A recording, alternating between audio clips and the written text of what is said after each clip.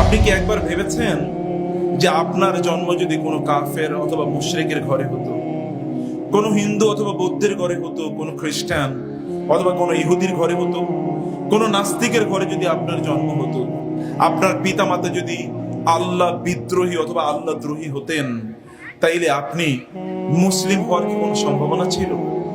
কোনো সম্ভাবনা ছিল না। কারণ আপনি তো দিন পড়েননি, দিন বুঝেননি, আল্লাহ সম্পর্কে আপনি কোনো জ্ঞানই অর্জন করেন নাই।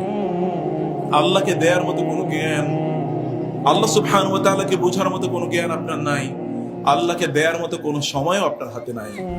আপনি কেবলমাত্র ব্যস্ত এ দুনিয়ার বিভিন্ন জিনিস নিয়ে। যে মহান রব অনুগ্রহ করে আপনাকে মুসলিম বানিয়েছেন, সেই রবের প্রতি আপনার তো কৃতজ্ঞতা অন্যের চেয়ে অনেক অনেক বেশি, অনেক অনেক বেশি।